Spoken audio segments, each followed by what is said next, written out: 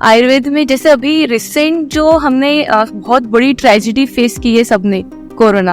हाँ, बहुत बार हमारी जो डेस्टिनी है वो 9 मंथ्स में भी आधी अधूरी तय हो जाती है। ओके। तो एक बेसिक आयुर्वेदिक रूटीन क्या हो सकता है फिर इस चीज को मॉडरेट करने के लिए? जैसे मैंने बताया कि फाइबर्स की कमतरता की वजह से कॉन्स्टिपेशन होता है। एक शूरवीर माता के पेट से शूरवीर बच्चा, आपने आयुर्वेद के बारे में सुना होगा कि आयुर्वेद में वात पित्त कफ है। जैसे कि आजकल आईटी प्रोफेशन है, ये मेरा बहुत फेवरेट सब्जेक्ट है, जो 9 to 5 जॉब्स करते हैं, कंटिन्यू एक पोजीशन में बैठे रहते हैं। आज के हमारे पॉडकास्ट के गेस्ट है डॉक्टर कांचन साकुरे, जो कि एक आयुर्वेदिक डॉक्टर है। अगर आपको नहीं पता ना आयुर्वेदा क्या है, कैसे वर्क करता है, आज का पॉडकास्ट जरूर कंज्यूम करें। आप सीख जाओगे बेसिक ऑफ आयुर्वेदा क्या होता है, कैसे आयुर्वेदिक टेक्निक्स क्या होती है, आयुर्वेदा से हमारी जो डे बाय डे की जो बीमारी है उससे कैसे क्योर किया जा सकता है हमारे डेली रूटीन से। तो वो सारे चीजों के बारे में बात हुई है। बेसिकली उन्होंने इतने इजी वे में समझाया है आयुर्वेदा क्या है, आप भी सीख जाओगे। अगर आपको इंटरेस्ट है, इंटरेस्ट क्या, सबको हेल्दी रहना बहुत अच्छा लगता है और रहना भी चाहिए। तो आज के पॉडकास्ट में यही बात हुई है कि हेल्दी कैसे रहा जाता है आयुर्वेदा से। आयुर्वेदिक रूटीन्स क्या होते हैं, स्किन केयर रूटीन्स क्या होते हैं, अगर आप एक वुमन हो या इवन इफ आप यंग जनरेशन हो तो पिंपल्स की प्रॉब्लम रहती है, एक्ने की प्रॉब्लम रहती है, तो वो सारी चीजें क्योर की जा सकती है आयुर्वेदा से, वो भी basic remedy follow. So without further ado, please welcome doctor Kanchan is on the show. So Kanchan ma'am, show पर आपका बहुत स्वागत है। इतनी दूर से आप ट्रैवल करके आए हो, कैसे लग रहा है आपको स्टूडियो में आके? बहुत ही अच्छा और बहुत नया एक्सपीरियंस है मेरे लिए। बेसिकली वाइब कैसे लग रही है? बहुत ही पॉजिटिव है। एंड आप कैसे हो? मैं बहुत बढ़िया हूँ और मेरे में मुझे ये कुछ नई चीजें करने के लिए बहुत इंथुसियास्टिक फील हो रहा है। डेफिनेटली, अभी तो और होगा, अभी तो बातें करेंगे। बेसिकली आयुर्वेद के बारे में जानेंगे आपसे। आपको काफी एक्सपीरियंस है, आपकी वो फील्ड है बेसिकली। तो मैं तो बहुत इंटरेस्टेड हूँ, बहुत क्यूरियस हूँ। तो स्टार्ट करती इसी क्वेश्चन से, क्योंकि ये मुझे भी इतना क्लियर नहीं है जितना आपको हो सकता है ना। तो बेसिकली आपके अकॉर्डिंग आयुर्वेदा क्या है? आयुर्वेद ये जो शब्द है, एक्चुअली हम अगर बेसिक से जाए, आयुर्वेद के बारे में आपको बहुत कुछ सुनने को मिलता है कि आयुर्वेद ये है, वो है, एंशिएंट है। तो इसके साथ कुछ मिसकंसेप्शन भी आते हैं। आज हम हमारे पॉडकास्ट में मैं आपकी मिसकंसेप्शन हटाना चाहूंगी, आयुर्वेद के बारे में बहुत बहुत बहुत ज्यादा पॉजिटिव वाइब्स देना चाहूंगी, ताकि आप जब भी आपको कुछ प्रॉब्लम्स हो तो आप सबसे पहले रूट कॉज के बारे में सोचिए। डेफिनेटली ये हमारा बहुत ही बेसिक सिद्धांत है। जैसे हम बोलते हैं कि आजीबाई का बटवा, यहाँ से वो जो शुरुआत होते है हमारे घर में। जब बच्चा होता है तो सबसे पहले हम मसाज, मालिश, जैसे हम उसको आयुर्वेद में बोलते हैं अभ्यंग, ये मैं बाय फ्रॉम बर्थ से स्टार्ट कर रही हूँ। तो वो भी एक आयुर्वेदा का ही पार्ट है? वो भी एक आयुर्वेद का ही पार्ट है। ओके, हाँ, है ना। तो आयुर्वेद का जो प्रयोजन बताया है हमारे शास्त्र में, संहिता में, सिद्धांतों में, तो सबसे पहला सिद्धांत है उसका ये है, स्वास्थ्य से स्वास्थ्य रक्षणम। अब स्वास्थ्य से स्वास्थ्य रक्षणम मतलब क्या? मतलब आप आपका स्वास्थ्य अच्छा रखो बेसिकली, राइट? हाँ, ये तो है ही। मतलब जो हम ये कभी सोचते ही नहीं यार, कि हम ये सोचते जब हमारी तबीयत ठीक है हमें बिल्कुल डॉक्टर के पास जाने की जरूरत नहीं है, है ना। बट ऐसा नहीं है, ऐसा नहीं है। Prevention is better than cure. Exactly, है ना। तो यही आयुर्वेद में सबसे पहले बताया है। सबसे पहली लाइन यही है कि हम स्वस्थ कैसे रहे। इसके बारे में बहुत सारे अध्याय आए हैं और बहुत सारे पैरामीटर्स आए हैं, बहुत सारे वचन आए हैं कि आपने अपनी लाइफ कैसे स्टार्ट करनी चाहिए, शारीरिक और मानसिक। ओके। मतलब हम जो दोष या डिसीजेस, शारीरिक डिसीज से हम ग्रसित है या मानसिक डिसीजेस से ग्रसित है, क्योंकि अभी जो आज की जो जनरेशन फेस कर रही है कि हर फिजिकल डिसीजेस के बारे में तो हमें उसका ट्रीटमेंट मिल गया है, आसानी से मिल गया। एक पैरासिटामोल खा लो, एक एंटीबायोटिक का कोर्स कर लो, आपका वायरल ठीक हो जाएगा, है ना। हम तो आसान चीजें पहले चूज करते हैं, राइट। पर आयुर्वेद में आप फिजिकली और मेंटली कैसे फिट रह सकते हो, इसके बारे में in detail, word to word, one things. जैसे आप सबसे पहले कितने बजे उठना चाहिए, एक एक चीज लिखी हुई। हाँ, इन डिटेल हर एक चीज आयुर्वेद में एक्सप्लेन की गई है। वाह, मतलब आयुर्वेदा तो बहुत वास्ट है। एक पॉडकास्ट में तो मुझे नहीं लगता वो खत्म होगा। नहीं, हम सीरीज करेंगे इसकी, हम तो और जानेंगे आपसे आयुर्वेदा के बारे में। बेसिकली जहाँ तक मैंने पढ़ा है कि आयुर्वेदा एंशियंट जर्नी से आया हुआ है, राइट। हमारे ऋषि मुनि ने आयुर्वेदा के बारे में डिस्कवर किया था, उन्होंने लिखा है, हमारे वेदों में इसका जिक्र हुआ है, राइट। तो एंशियंट आयुर्वेदा क्या है? बेसिकली एंशियंट आयुर्वेदा ये है कि हमारे जो सबसे आयुर्वेदा के जो भगवान माने जाते हैं वो धन्वंतरी भगवान है, उनका हम पूजन करते हैं। तो ऐसी काल्पनिक कथाएं हैं या हमारे शास्त्र में लिखा हुआ है कि धन्वंतरी भगवान ने ये हमारे जो ऋषि मुनि है उनको सिखाया था, उन्होंने अपने संहिता में इसको लिखा है। तो पर अगर हम बेसिक से जाए तो आयुर्वेद की उनको आयुर्वेद का ज्ञान लिखने की जरूरत क्यों पड़ी गई? क्योंकि उनका एक परसेप्शन था कि हम ह्यूमन बीइंग एक डिजीज फ्री लाइफ जी सके, राइट। इसीलिए आयुर्वेदा की उन्होंने रचना की थी। हाँ, आयुर्वेद में जैसे अभी रिसेंट जो हमने बहुत बड़ी ट्रेजेडी फेस की है सबने, कोरोना, राइट। आपने आयुर्वेद के बारे में सुना होगा कि आयुर्वेद में वात पित्त कफ है ना। तो ये जो दोष है इनकी साम्य अवस्था और इनकी थोड़ा सा दोष के बारे में बता दीजिए कि वात पित्त कफ क्या होता है, थोड़ा सा ओवरव्यू दे दीजिए। बिल्कुल, जैसे कि हमारे शरीर में वात पित्त और कफ ये 3 दोष होते हैं। ये अगर साम्य अवस्था में रहेंगे, मतलब सेम स्टेबल रहेंगे, तो हमारी बॉडी डिसीज फ्री रहेगी। ये अगर कुपित हो गए, मतलब ये प्रकुपित हो गए, इनकी जो स्तर है, इनका जो लेवल है ये बढ़ गया, तो हमारे शरीर में रोग क्रिएट होगा, दैट इज डिसीज क्रिएट होगा। और यही आयुर्वेद है। ओके। हाँ, आयुर्वेद मतलब क्या है कि आप, जैसे कि मैंने मेरे स्टार्टिंग में ही बताया था कि लोगों को मिसकंसेप्शन है कि जड़ी बूटी है, बहुत लॉन्ग टर्म मेडिसिन खानी है, इसका रिजल्ट तो बहुत 6 महीने में मिलता है। ऐसा नहीं है। अगर आप आयुर्वेद को समझ ले, आयुर्वेद के बारे में जो डाउट्स है वो अपने दिमाग से निकाल ले और बेसिक से किसी भी आयुर्वेदिक तज्ञ के पास आप जाए, ना कि कोई जो तंबू गाड़ने वाला जड़ी बूटी वाला है उसके पास न जाते हुए किसी तज्ञ के पास जाए और आप ट्रीटमेंट लो, तो आप डेफिनेटली डिसीज फ्री हो जाओगे और आपको फ्यूचर में जो बड़ी बीमारियां होते हैं उसको फेस भी नहीं करना पड़ेगा। अमेजिंग। मैं ना थोड़ा बॉडी लेवल पे पूछूंगा यंग जनरेशन के पर्सपेक्टिव से। अभी ना जैसे आपने बताया कि Ayurveda basically spirituality and body level पे दोनों पे वर्क करता है, राइट। हाँ, spirituality, mind and body, right. तो इसमें तो बाद में आएंगे, बट बेसिकली लोग मतलब नए जनरेशन के लोग पिंपल्स को, एक्ने को लेके बहुत ज्यादा डिस्कम्फर्ट फील करते हैं। हाँ, तो आयुर्वेदा में भी इसका क्योर दिया हुआ है, बिल्कुल। उसके बारे में थोड़ा सा बता दीजिए।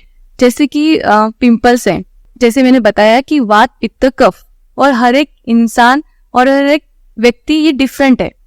तो आयुर्वेद में ऐसे नहीं बताया कि एक जो पिंपल है या एक्ने है ना, उसको आयुर्वेद में मुखदोषिका बोला जाता है। तो जितने लोग रहेंगे उतने उनमें वेरिएशंस रहेंगे। मतलब जैसे मुझे पिंपल्स है और मेरे सामने जो रूपम जी बैठे हैं इनको भी पिंपल्स है, तो जरूरी नहीं है कि हम दोनों के एक ही दवाई से हम ठीक हो जाएंगे। कॉज अलग अलग हो सकते हैं। इनकी जो प्रकार है वो भी अलग अलग हो सकते हैं। इनका वातज प्रकार है, पित्तज प्रकार है या कफज प्रकार है, ये पहले देख के फिर इनकी ट्रीटमेंट करनी चाहिए। तो अलग अलग दोष के लिए अलग अलग ट्रीटमेंट होती है। बिल्कुल। उसको ठीक कैसे करेंगे? इनर मतलब इंटरनल जो अंडरस्टैंडिंग है इससे। हाँ, नहीं, जैसे अभी ये जो युवा होते हैं और युवा समय में जो पिंपल्स आते हैं, क्योंकि युवा हमारे आयुर्वेद में 3 एज बताए हैं, बाल्यावस्था, प्रौढ़ावस्था दैट इज युवा अवस्था एंड वार्धक्य अवस्था। ये जो 3 अवस्था बताए उसके हिसाब से डिसीजेस बताए हैं। आपने देखा होगा कि जो बूढ़े लोग हैं, है ना, इनको संधिवात हो गया, बॉडी एक होते रहता है, कोई भी हाथ पैर में दर्द होते रहता है, शूल होते रहता है, ये टिपिकली वातज सिम्टम्स है। आपने देखा होगा छोटे बच्चों को निमोनिया, सर्दी ये बहुत ज्यादा होती है।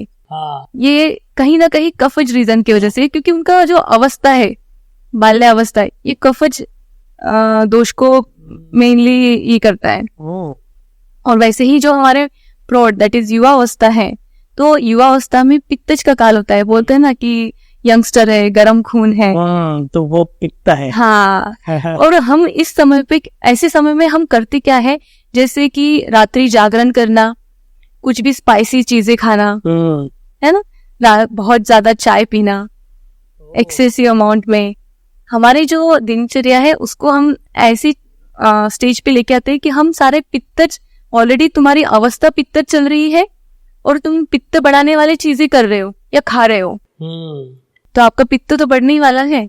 ओके, तो एक बेसिक आयुर्वेदिक रूटीन क्या हो सकता है फिर इस चीज को मॉडरेट करने के लिए? मॉडरेट करने मैं सिर्फ अभी मुखदोषिका, दैट इज एक्ने और पिंपल्स के बारे में नहीं बताऊंगी, मैं ऑल ओवर आपको दिनचर्या कैसे रखनी है इसके बारे में बताऊंगी। आयुर्वेद में सबसे पहले एक श्लोक आया है या बताया गया है कि ब्राह्मे मुहूर्ते उत्तिष्ठित। इसका मतलब है सुबह सूर्योदय के 3 प्रहर पहले उठना चाहिए, दैट इज 90 मिनट्स पहले, ब्रह्म मुहूर्त जिसको। हाँ, पर इसके लिए भी कुछ कुछ क्लॉज आए हैं। क्लॉजेस मतलब कि किस प्रकृति के लोगों को उठना है और किस प्रकृति के लोगों को नहीं उठना है। जैसे कि जो अति बाल है, जैसे कि जो किसी ऑलरेडी डिसीजेस से पीड़ित है, जिसकी नाइट ड्यूटीज है, जो अध्ययन कर रहे हैं, रात को जागरण करने, उनके लिए ये नहीं है। उनके लिए तो यही है कि आप अपनी नींद पूरी करो और फिर उठो। और मेरी एक बेसिक इंस्टिंक्ट आती है अंदर से, एक इनर फीलिंग है कि जैसे कि आपको कोई चलते फिरते ऐसे बता देता है, ग्रुप डिस्कशंस होता है कि सुबह उठो, 4 ग्लास पानी पियो, 2 ग्लास पानी पियो, ये सबसे बड़ा मिथ है। ओह, मिथ है? हाँ। कैसे? मैं अपने पेशेंट्स को हमेशा बताती हूँ कि हमारे घर में जो कुत्ते बिल्ली है ना, जानवर है, हमारे पेट्स है, उन्हें हमें बोलना पड़ता है कि यार सुबह हो गई, उठो, अभी चलो, अभी पानी पी लो। हम बोलते हैं क्या? नहीं। कितना आसान चीज है ना ये समझना कि अगर हम अगर एक प्राणी ही है ना, तो हमें जरूरी है क्या कि कोई एक्सटर्नल प्रेशर की वजह से ही हमारा पेट क्लीन हो। बहुत लोग बोलते हैं कि यार हम 4 बजे उठते हैं, घूमने जाते हैं, पर घूमने जाने के पहले हम 4 ग्लास पानी पीते हैं, 2 ग्लास पानी पीते हैं, नींबू पानी पीते हैं, शहद पानी पीते हैं, जीरा पानी पीते हैं। आप अपने बॉडी को बताओ, मैं बोल रही हूँ या कोई और बोल रहा है उसका मत सुनो, मतलब किसी भी आयुर्वेदिक तज्ञ का भी मत सुनो। आप अपनी बॉडी की नीड समझो।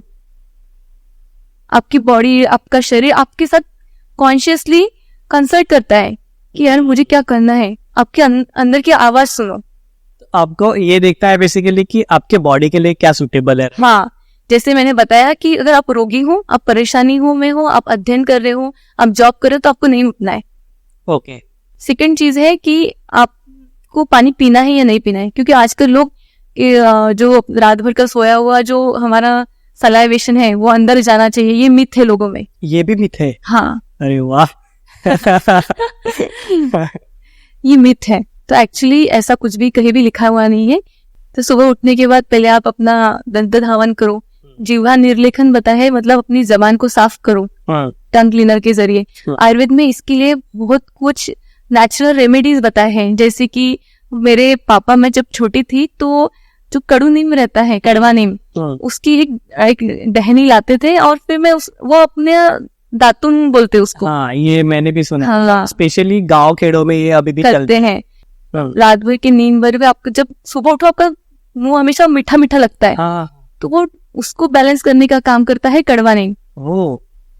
तो वो दातुन कितना यूजफुल है। हाँ। कितनी होलिस्टिक चीजें हैं कि हमारे एंशिएंट टाइम से जनरेशन टू जनरेशन हमें हमारे माँ बाप से मिली जा रही है, पर हमने वो सब भूल गए और हम एक अलग ही कल्चर फॉलो करते हैं। एग्जैक्टली। एक और कल्चर अपने हमारे इसमें अंग्रेजों ने ऐड किया है, ब्रेकफास्ट। ये भी बहुत बड़ा मिथ है। अच्छा, ये भी मिथ है? हाँ। कैसे? एक्चुअली जो टाइमिंग फॉलो होता है कि हमारे जो एंशिएंट टाइम में या मेरे जो पूर्वज है, दैट इज मेरी जो ग्रैंड पेरेंट्स है, वो क्या फॉलो करते थे? हमारे ग्रैंड पेरेंट्स सुबह उठते थे और उठने के बाद काम पे जाते थे। हाँ। पर वहां हमेशा एक शिदोरी लेके जाते थे। तो एक्चुअली होता क्या है कि पहले वो लोग फिजिकल एक्टिविटी करते थे, फिर फिजिकल एक्टिविटी से हमेशा हमारी जो जाठराग्नि है और अग्नि है, हमारी जो पचन शक्ति है, हमारा जो मेटाबॉलिज्म रेट है, ये इंक्रीज हो जाता है। हर एक चीज साइंटिफिक है, कहीं ना कहीं ये हर एक चीज एक दूसरे पे डिपेंडेंट है। एक्चुअली हमें खुद तय करना है। मैं बता रही हूँ, मेरे ऊपर भी बिल्कुल विश्वास नहीं रखना है आपको। आपको अपने ऊपर आपकी बॉडी क्या डिमांड करती है, आपने कल जो खाना खाया है, आपको रोज सेम रूटीन फॉलो नहीं करना है। आपने कल जो खाना खाया है वो डाइजेस्ट हुआ है क्या आज, वो आपको देखना है।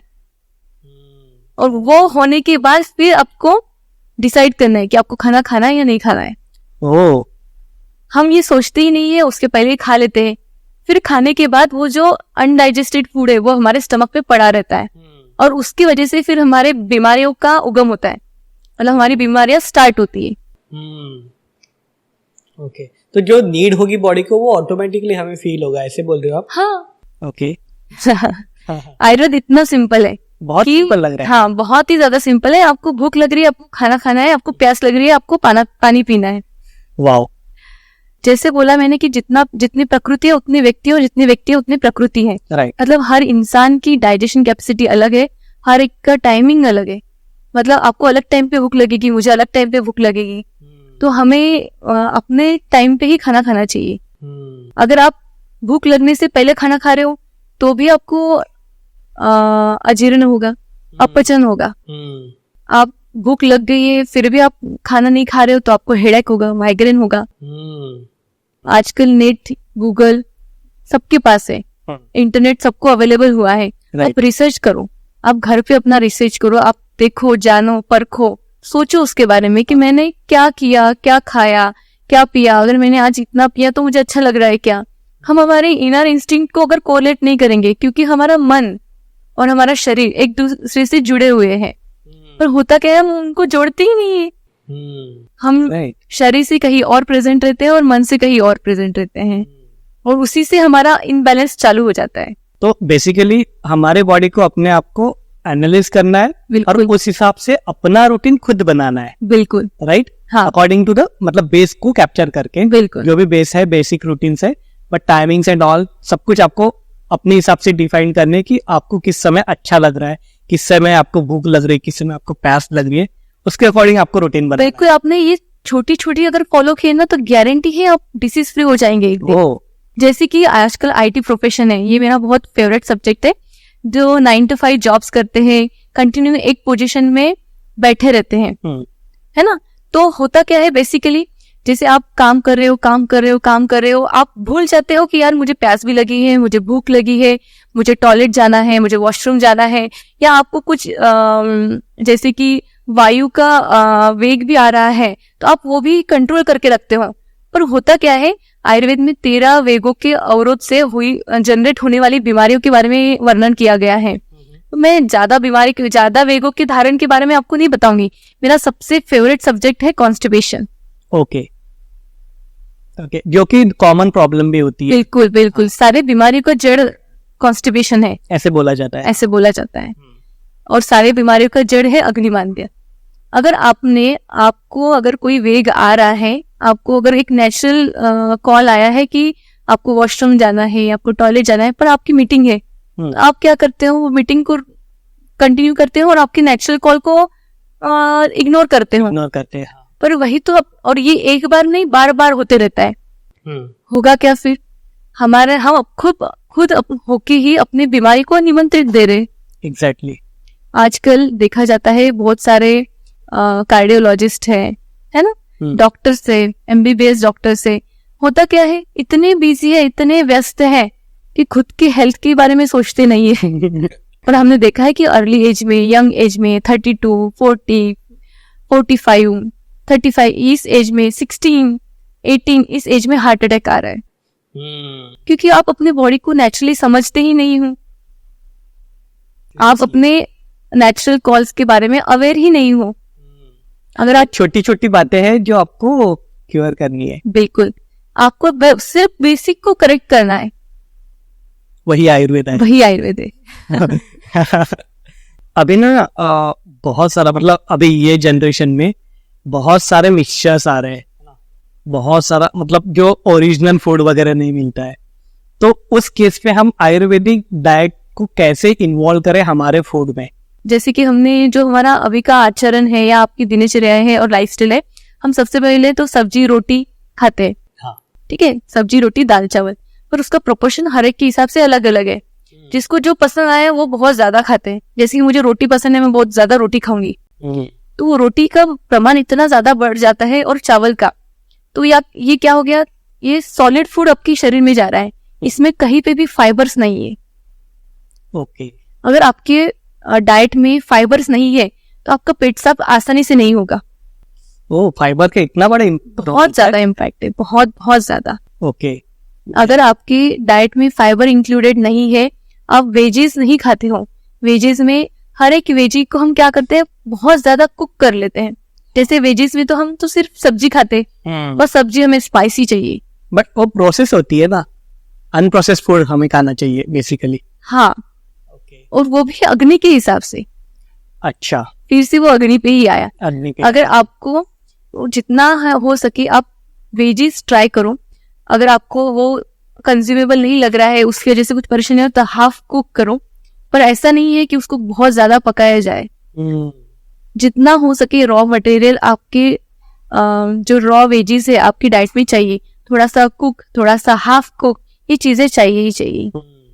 दूसरी चीज, जैसे मैंने बताया कि फाइबर्स की कमतरता की वजह से कॉन्स्टिपेशन होता है। हाँ। तीसरी, अगर आपका जो खाना है बहुत ही रुक्ष है, जैसे हम चिवड़ा खा रहे हैं, पोहा खा रहे हैं, सूखी रोटियां खा रहे हैं, उसके साथ कुछ भी ऐसा जो क्लेद वाला है, जिससे आर्द्रता जनरेट होती है, जैसे कि हमने दाल भी पीनी चाहिए जिससे हमारी प्रोटीन की कमियां पूरी होगी।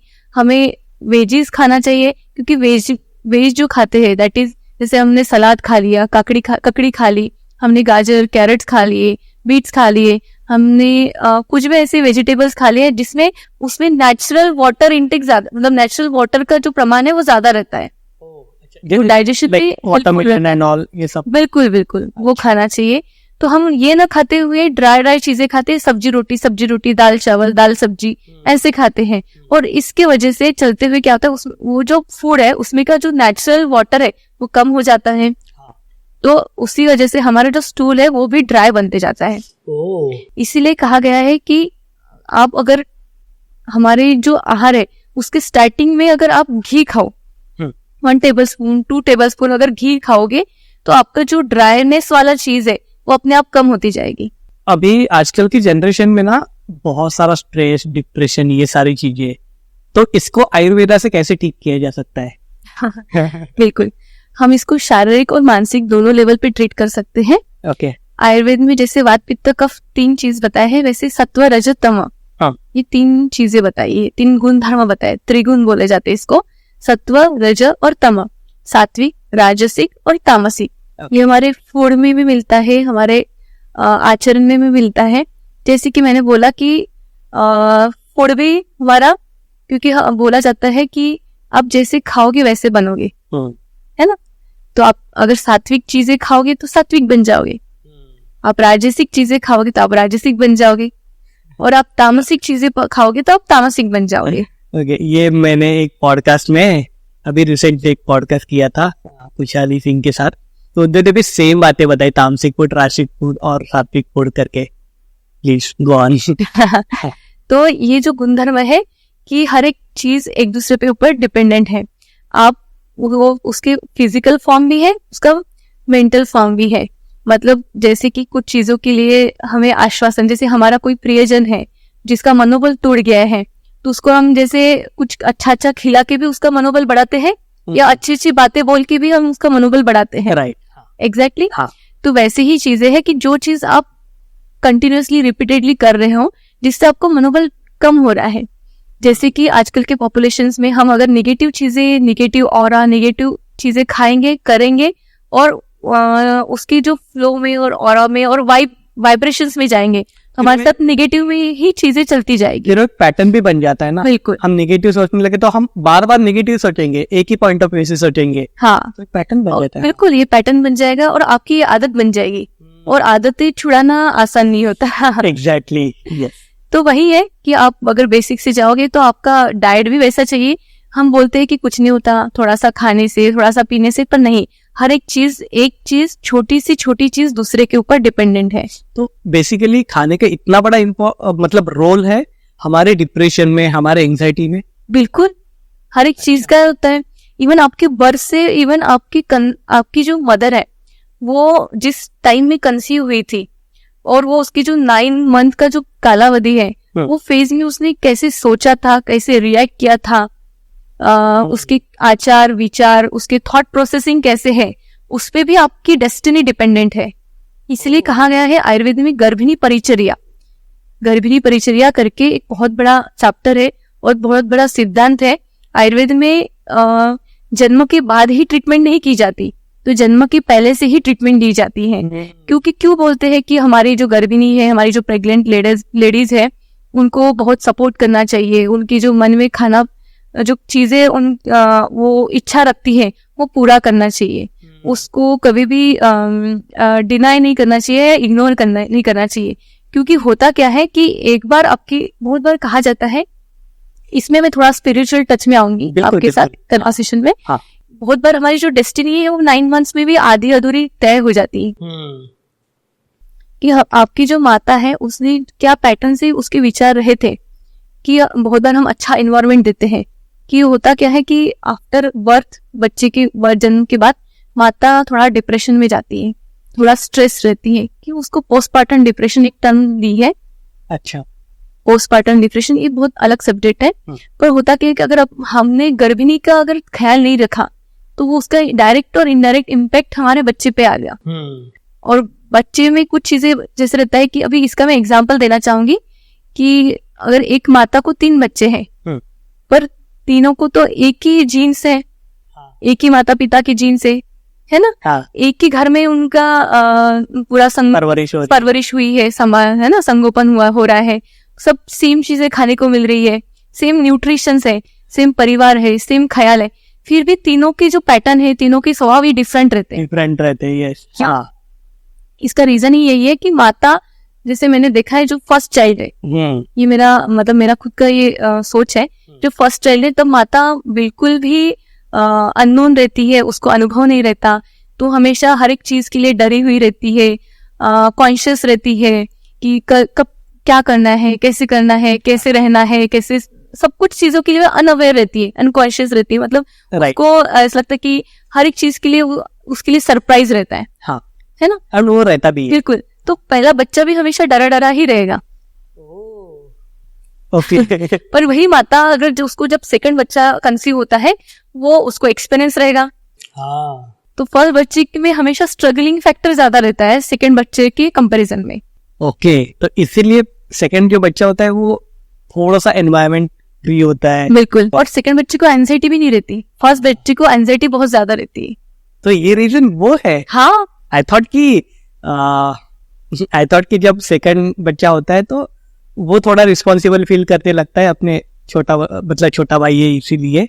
बट ये रीजन नहीं रहता। नहीं, ये तो उसके जो बिफोर बर्थ से ही तय हुआ है, क्योंकि उसकी माता का जो पैटर्न बना हुआ है सोच का, थॉट प्रोसेसिंग का, क्योंकि हम अनुकरण करते हैं। हम जैसे ही बच्चा दुनिया में आया वो अपने माँ बाप से सीखते जाता है। हाँ। है ना। आयुर्वेद में एक बहुत अच्छा श्लोक दिया है कि जैसे ही मनुष्य के पेट से मनुष्य ही जन्म लेता है, हाँ। गाय के पेट से गाय और अश्व के पेट से अश्व, ये जितना कंसेप्ट सही है, वैसे ही एक शूरवीर माता के पेट से शूरवीर बच्चा जन्म लेता है। yes. क्योंकि ये शूरवीरता इनडायरेक्टली नहीं आई है, ये कहीं ना कहीं उसके थॉट प्रोसेसिंग से आई है।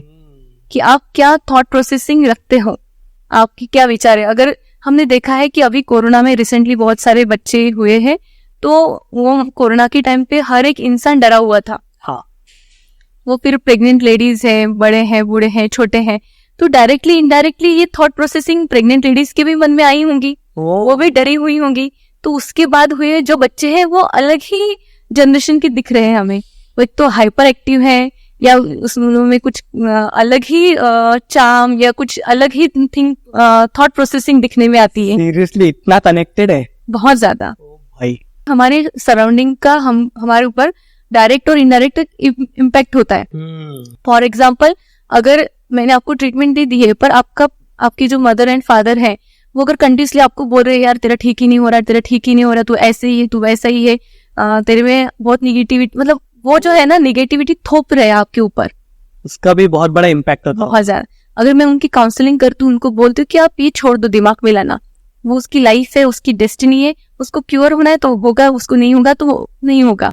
उसके परे जाके आपको सोचना है, इस चीज के बारे में, आपकी डिसीजेस के बारे में, जैसे आपको लाइकन प्लानस है, सोराइसिस है, एक्जिमा है, या कोई भी ऑटोइम्यून डिसीज है, कैंसर है, इवन अगर कैंसर भी आपको है तो आपको उसके परे जाके आपको सोचना पड़ेगा कि यही आपका आखिरी सच नहीं है। कि आयुर्वेद कहता है कि आप बेसिक में जाओ, आपकी दिनचर्या करेक्ट करो, आपकी लाइफस्टाइल करेक्ट करो, आपकी सात्विक, राजसिक, तामसिक ये गुणधर्म करेक्ट करो, आपके जो कॉजेसिंग स्ट्रेस फैक्टर, मतलब उसको अगर सामान्य लैंग्वेज में हम स्ट्रेस से कोरिलेट करेंगे, हाँ, और आयुर्वेद के हिसाब से कोरिलेट करना है तो आयुर्वेद में सबसे पहले बताया है कि सुविचार लाओ। मतलब सबसे पहले आप शुद्ध हो जाओ विचारों से, ना आप तन से मन से शुद्ध हो जाओ। मतलब आप काम अच्छा करते हो पर आपके मन में किसी के लिए बुरा हो, फिर वो आपके आजू के हो, बाजू के हो, आपके बड़े हो, बूढ़े हो, आपके पड़ोसी हो, आपके शत्रु हो, नहीं मतलब आयुर्वेद में कहा गया है कि आपके शत्रु के बारे में भी आपको गलती से बुरा नहीं सोचना चाहिए, क्योंकि उसका डायरेक्टली इम्पैक्ट आप पे होगा। अगर आप किसी के लिए ऐसा फील करते हो, बाप रे इसका हाथ कितना गंदा दिख रहा है, इसकी सूरत कितनी गंदी है, ये कितना अगली है, इसका, तो ये आप क्लेश को क्लेश जो है ना, मतलब ये जो रॉन्ग थॉट्स है उसको जगह दे रहे हो आपके मन में। वो यहाँ से शुरुआत होती है। बिल्कुल, मतलब स्टार्टिंग ही हमारे विचारों से होती है और स्टार्टिंग ही हमारे दिनचर्या से होती है। आप विचार अच्छे करो और दिनचर्या अच्छे करो, आप अपने आप डिसीज फ्री हो जाओगे। Basically it is all about the base. हमारा जो बेस है उसी को लाना है, बहुत ईजी है, वही आयुर्वेद है। कांचन मैम, आपसे ना ऐसा लग रहा है कि बात करते रहो, आपके पास इतना कुछ है बताने के लिए। अभी तो आपने बस एक ओवरव्यू दिया है, बिल्कुल, इसके डिटेलिंग में तो अभी हम गए नहीं है। इसके ऊपर और अलग से पॉडकास्ट करेंगे, एक एक सब्जेक्ट के ऊपर एक एक पॉडकास्ट हो सकता है। और मेरी बहुत इच्छा है कि आपके साथ पॉडकास्ट करूं, और क्योंकि इतनी सारी बात करने के बाद ना टाइम कंस्ट्रेंट है ऑब्वियसली, तो इसीलिए एक ओवरव्यू दे दिया आपने, एक इच्छा दे दी, एक ऊर्जा दे दी कि हाँ ये आयुर्वेदा है। बेसिकली आपने आयुर्वेदा बता दिया क्या है। अब आयुर्वेदा कैसे यूज होता है, क्या होता है, वो हम आगे और शूट करेंगे। बिल्कुल। So that's it for today's podcast. Thank you so much for your time. Thank you so much. Thanks a lot. Thank you.